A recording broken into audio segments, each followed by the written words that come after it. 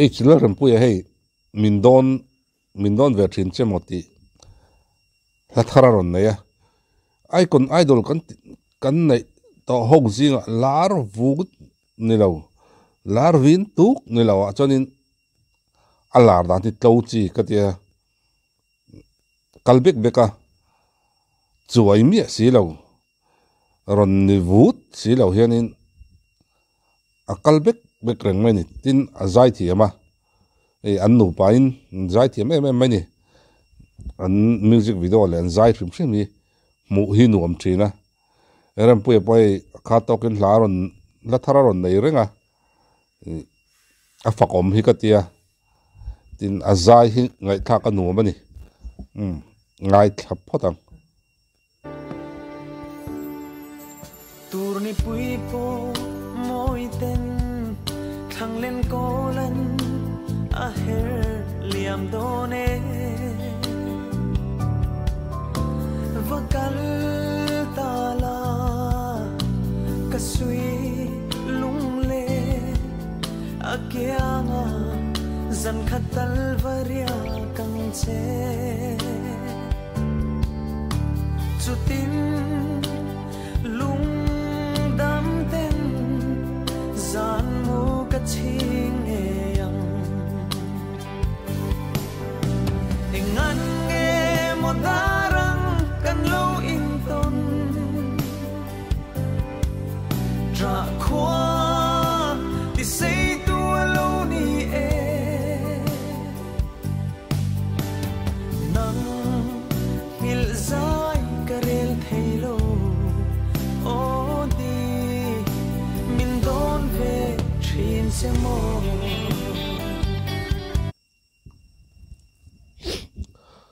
ala tu sim sim hi ka du zong chi ani hei tiang zo sentimental ho te chu an hlat kal dan le a thuk ki angai nom thin ka tia ke ma chon a chan chu hei tlema kum upadeu to tan hi chonin ngai tha ka nu ma tin lung len a ne ma lunga ti leng boka kan tiang chi kha tiang kha ni ngai tha ki nuam em hei lung len deuh chang te hianin kan tu lai hla tam zok hi chu han ngai thak wang hi anuam chi alo lung len hi an nem lu tuk lo ni dam veng wong ngai thak chi hi ani deuh tlang puya thau thang that deuh lai ngai thak chi hi chuwang chon lung len ril ro han nual de oru ya hianin tiang chi ho hi ngai thak anuam hi ka ti em mai ni ka ngai thana sa thina tin rem puya zai khrim hi chu nge ka soi thiam dana chonin amu ta hian min chen pui veng thina ama hi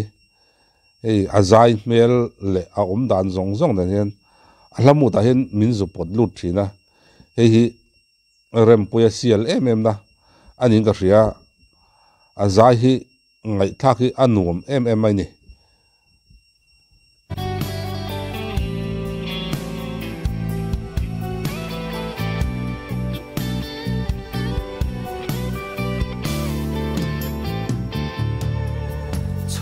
pui po moi ten alo enge chung thang van sangan ariang chan tu do lo ten mo thin la ya nun hlui min ngai zual ti re I hlui thei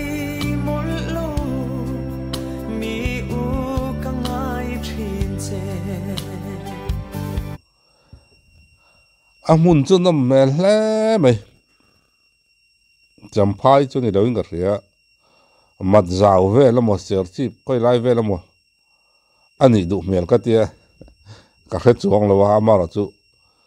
champhai chu ni loin ka ria anom mel lu tuk ringot mai ni hei icon te idol te ve la tanga ron lar ho a tha ho tak hi chu an quality a tha du bi ka tia chan chu hetiang reality show tanga ron lar ho an that big riau na ka pakhat chu mi competition and fight chungin an in siam that na tur le enga mo anti sual anti diklo anti lai thin lai te an thuk kim lo lai le an thuk tlin lo lai not tling lo le not han pel lutuk ang chi te hei asar le flat kan ti ang chi hawa te hetiang hawa he in siam rem na chan chen nga em maya an mentor te le khatiang mi rang rang in an lo hrila beng fing tak tak ten chu tianga chon anu in siam rem thazo ban thina a han final a han zo me wi chonin an lo puitling ok mai ni hemi an remoizin konga hian tia ma ni lar ron lar ho hi lelama an thalo ka tina level an thai me mai te tam tak chu thatak tak zai thiam tak tak pon oma ama ro chu do sanan han dinga han zai chia hianin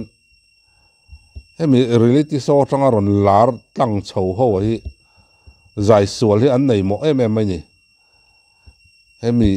mani lar ron lar chho top ang chi ho hi mani traka zai sual chiam zai lai chiam hi an nei du ka tia tin hei mani lar ron lar a chonin mani lar ron lar han tila tong moi lo ni long chu mani theina tanga ron lar chho hawa chon tun lai chon ruat pui te tin lai la ki te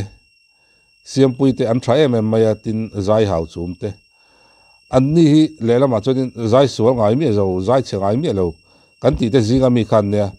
ama ro chu an ni ho hi chu he ta no pan te ta tan ron zai in siam that na hunin an nei na sa em mai ni in siam rem na hun hi an nei na sa em maya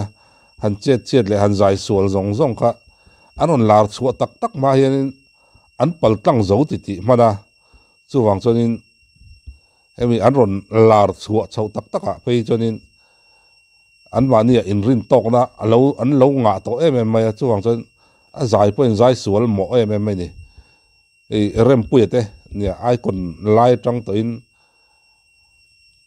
kan sia a zai hi angai tha ka no ma tin ai kon a zai tir le ai kon top a de kha chonin final de kha chonin a zai kha ai ama ra po hal en thau chho em mai ni mi in siam ram zung thei te tin mi in zir big mi te hi chu lotlin nai chu an chang nge thina ni hi in siam ram thadu lo le enge mo hei amo intiveta tang chi ho hi an buai thak du don riau hian ka thin then ka ti chu engan nge mo darang kan lo in ton ra khwa ti sei tu lo ni e nang il zai karel thelo o di min don ve thin se mo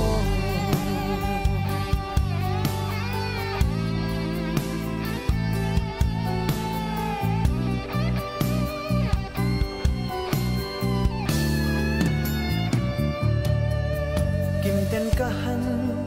dona sui lung ruala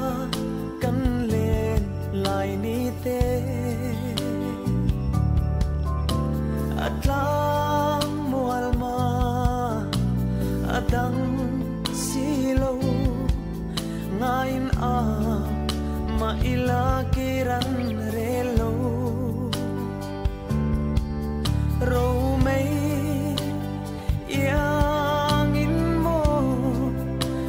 tham ral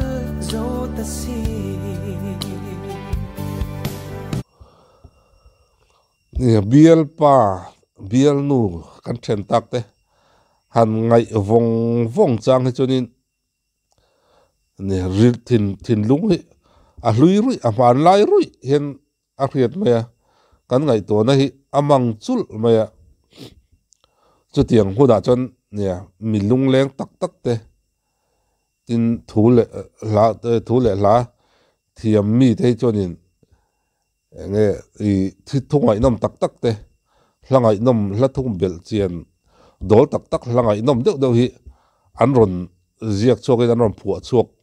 thiam thina chung zinga chon hei tuna kan hla phua tu te po anianga hla hi angai nom bik em thina ni tin thu hrim poi tiang min lung len em na atang te tin khwar em na tang te an ron zia chu an ron phua chu hi chuanin nun ade dani adang deuh zar thina ni hetia han hel noi top ang chi te han ti deuh top ang chi ho hi chu hla hi apon loi hal hian a hriat maya amaro chu tiang nun atanga nun khwar na le lung len ruk lutuk na atanga hla lo chuak ho hi chu bel chian hi adol em thin ka ti angai nom thin hei entinan lalien moi pacho hla te tin la ram pui tong chong te hetiang ho hla te eng tik ni ama a chuai don lo ti a hriat rang maya zo fa te kan om chung chuan voi ni thlengin kan la sa chuak ranga hei ps chong thu te puwan khama te heng ho te sang lui le dewa chuan heng ho la te po voi ni thlengin a chuai thei lo rang mai ni tiang khan he ta nun khwar le lung len na tak tak atanga min hla amo thu amo aron phua chu aron zia choi janin lung len hi ane ma tin a hla thu a hian chen hi an thu le hla hrim hian chen hi ol em mai ni rem puya hla thar tha tak nen kan mu le zel tur anga yang kapik lutuka ati ngai nam lo ole hun man nom vek ole